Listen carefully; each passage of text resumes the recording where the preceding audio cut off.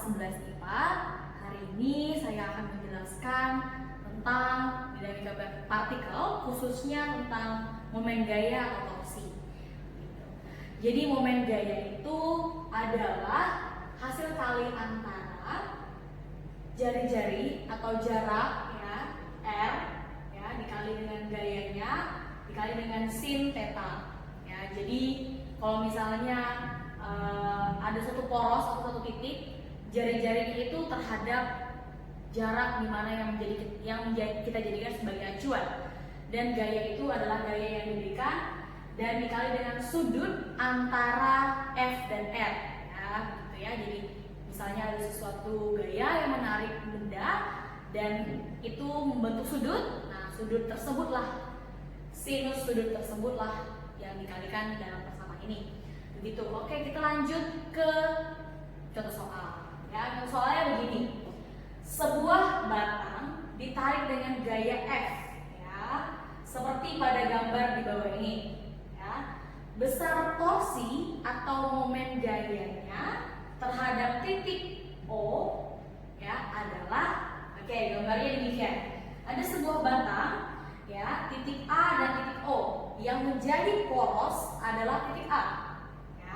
Tolong diingat-ingat baik-baik, poros itu penting karena menjadi acuan kita untuk melakukan perhitungan, gitu ya.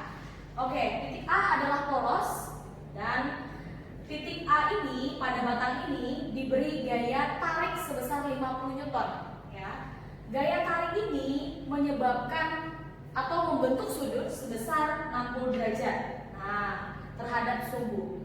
Sehingga berapakah torsi yang dialami batang tersebut, batang ini, ya, dengan R-nya adalah 10 meter, ya, terhadap titik O yang ditanya, terhadap titik O. Berarti nanti kalau misalnya di sini porosnya, dia akan ditarik demikian sehingga akan membentuk atau melewati lintasan berupa lingkaran, gitu ya, ya seperti itu. Terhadap porosnya yaitu titik A. Oke, kita gunakan persamaan yang sudah saya tulis di atas. Tau itu momen gaya, bacanya tau kayak T seperti ini, bacanya tau atau momen gaya atau torsi sama saja. Sama dengan R ya, R itu adalah jarak antara poros ke titik yang dituju, dikali dengan F itu force gayanya, dan dikali dengan sinus sudut yang dibentuk, ya, sinus sudut yang dibentuk, ya. Berarti di sini tinggal kita substitusi, kebetulan sudah dalam satu internasional, 10 meter dikali 50 Newton dikali sinus 60 derajat. Nah, 10 dikali 50 itu 500 dikali dengan sinus sudut 60 derajat itu kan sudut istimewa ya. Jadi bisa kamu ingat setengah akar 3. Ya udah, berarti tinggal kita sederhanakan, dicoret, sisa 250 akar 3 satuan momen gaya atau torsi atau tau itu Newton dikali meter. Itu ya. Kita lanjut ke soal berikutnya. Hai semua, saya akan lanjutkan ke soal nomor 2. Oke, di sini sudah ada soal nomor 2. Perhatikan gambar berikut. Ya, di sini ada gambar sebuah batang diberi 3 gaya FA, B, dan C. Ya, nah.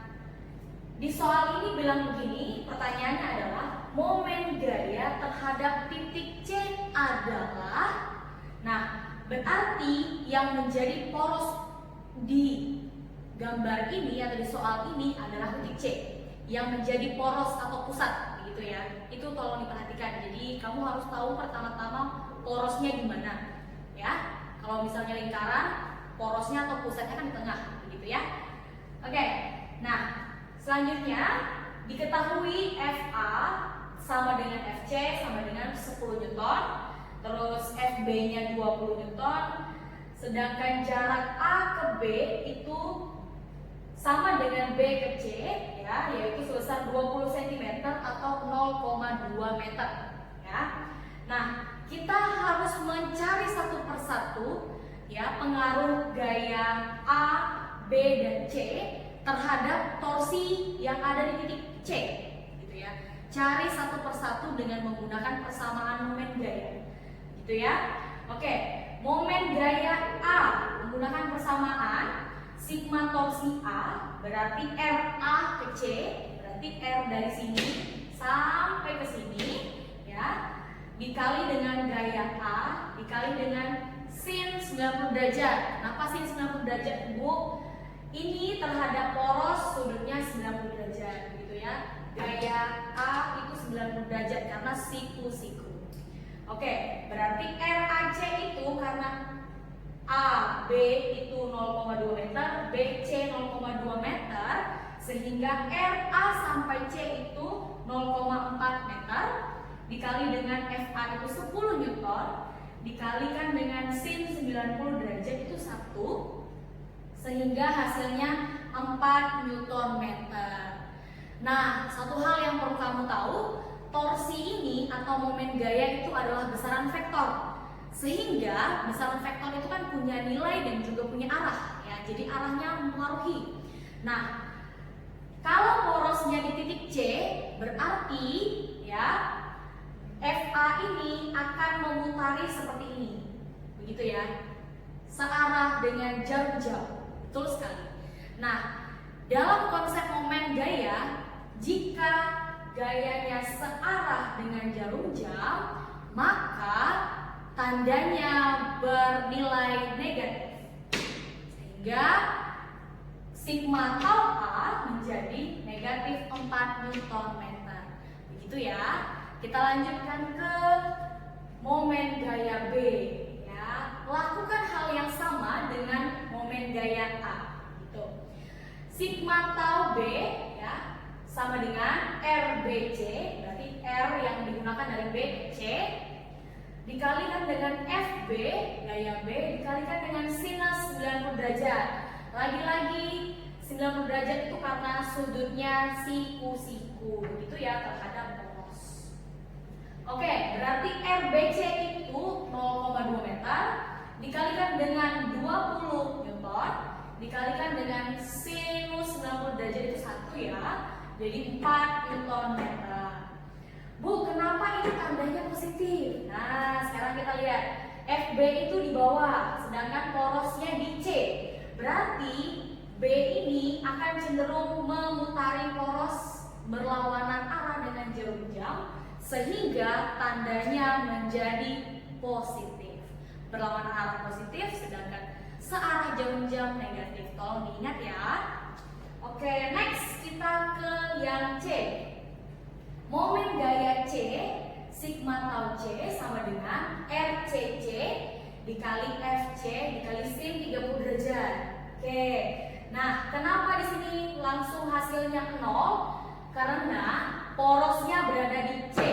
Sedangkan yang ditanya RC, RCC itu adalah 0. Ya, tidak ada jarak di sini, poros di sini, gaya di sini, berarti dia itu saling meniadakan ya, hasil R-nya 0 gitu. Jadi langsung saya tulis 0. Seperti itu. Sehingga resultan momen gaya terhadap titik C yang menjadi poros adalah tinggal kita jumlahkan semua. Tau A ditambah tau B ditambah tau C adalah negatif 4 ditambah 4 ditambah 0, hasilnya adalah 0. Jadi momen gaya terhadap titik C adalah 0 Newton meter. Paham ya? Sekian dan terima kasih. Oke, kita lanjutkan ke soal nomor 3. Soalnya tentang momen inersia. Momen inersia sudah kita bahas dalam pertemuan sebelumnya. Kalau momen inersia itu adalah hasil kali antara massa dengan kuadrat jaraknya. Tergantung bendanya apa, Bu? Betul, tergantung bendanya apa. Nah, di bukumu sudah ada daftar persamaan momen inersia yang digunakan pada benda-benda tertentu. Contohnya, ya, silinder pejal, bola pejal itu tidak sama. Ya, karena itu benda-benda yang umum gitu ya. Jadi menggunakan persamaan yang berbeda juga. Nah, kali ini soal tentang momen inersia begini. Ada sebuah batang silinder seperti gambar di sini. Batang silinder ini panjangnya 60 cm ya, dan masanya itu 4 kg. Ya. Nah, kebetulan soalnya minta kalau pusatnya atau porosnya berada tengah. Kalau porosnya berada di tengah, jika dia mendapat gaya, misalnya dia akan mengalami yang namanya dinamika rotasi atau gerak melingkar, gitu ya. Gitu kalau porosnya tengah. Oke, nah momen inersia batang silinder adalah, jadi kita sebelum itu kita konversikan dulu satuannya ini ke dalam meter, berarti 0,6 meter, ya, begitu ya. Oke deh, supaya satuannya internasional. Jadi karena ini batang silinder, ya, dan porosnya di tengah, untuk menentukan momen inersianya menggunakan persamaan ini, I sama dengan seper 12, dikali dengan massa dikalikan dengan kuadrat panjangnya. Jadi panjangnya dikuadratkan, terus langsung saja seper 12 dikali 4 kg dikali 0,6 dikuadratkan. Jangan lupa dikuadratkan ya. Terus 0,6 kuadrat itu kan 0,36 dikali 4 kilo dibagi dengan seper 12 dikali dengan seper 12. Oke, mendapatkan hasil momen inersia batang silinder ini adalah sebesar 0,12 kg dikali dengan meter kuadrat. Sekian ya, semoga semakin jelas. Lanjutkan ke soal nomor 4. Soalnya begini, sebuah cakram seperti pada gambar ini ya memiliki massa 10 kg dan jari-jarinya sebesar 0,1 meter. Pertanyaannya adalah, jika sumbu rotasi berada di pusat cakram. Oke, cakram itu silinder pejal, ya, silinder pejal. Maka momen inersianya adalah, ya, kita gunakan persamaan momen inersia pada silinder pejal, ya, setengah I sama dengan setengah M dikali R kuadrat. Jadi setengah dari 10 kg dikali 0,1 kuadrat. Ya, berarti 5 kali 10 pangkat negatif 2 atau 0,05 kg dikali meter kuadrat. Begitu ya. Soal nomor 5. Soalnya begini. Sebuah bola pejal bermassa 15 kg dengan jari-jari sebesar 0,1 meter. Nah, kalau bisa digambarkan seperti ini gambarnya, ada sebuah bola pejal. Bola pejal itu berarti bola yang ada isinya. Bola pejal itu contohnya tahu isi, tahu isi, bakso itu bola pejal ya. Tahu bakso ya, bakso itu bola pejal. Jadi bola yang di dalamnya ada bagiannya gitu, atau ada isinya. Oke, nah pertanyaannya begini, momen inersia bola pejal saat rotasi berada di pusat bola ini, di pusat ya, di tengah ya berarti ya, menembus bidang bola ini. Oke, nah untuk bola pejal kita menggunakan persamaan I sama dengan 2/5M massa dikalikan R kuadrat jari-jari, gitu ya. Oke, 2/5 dikali 15 dikali 0,1 kuadrat. Ya, ini tinggal dicoret dapatnya 3. Ya, 3 dikali 2 6 dikali 10 pangkat negatif 2 berarti 6 dikali 10 pangkat negatif 2 kilogram dikali meter kuadrat, itulah hasilnya. Demikian ya. Oke, kita lanjutkan ke soal nomor berikutnya, yaitu soal tentang titik berat. Soalnya begini, perhatikan gambar bidang di bawah ini. Ya, ada 2 buah bidang yang berada pada koordinat sumbu X dan sumbu Y. Ya, bidang 1 dan bidang 2. Ya. Oke, pertanyaannya, titik berat bidang di atas terhadap sumbu X adalah, nah kita tahu kalau persamaan titik berat itu koordinat antara X dan Y ya, jadi nanti dicari Y0 ini karena dicari karena yang ditanya terhadap sumbu X. Kalau yang ditanya terhadap sumbu Y berarti yang dicari sumbu X, gitu ya.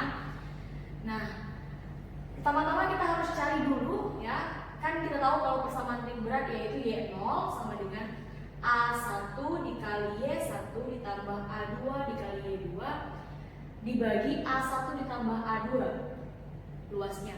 Nah, kenapa ini pakai Y?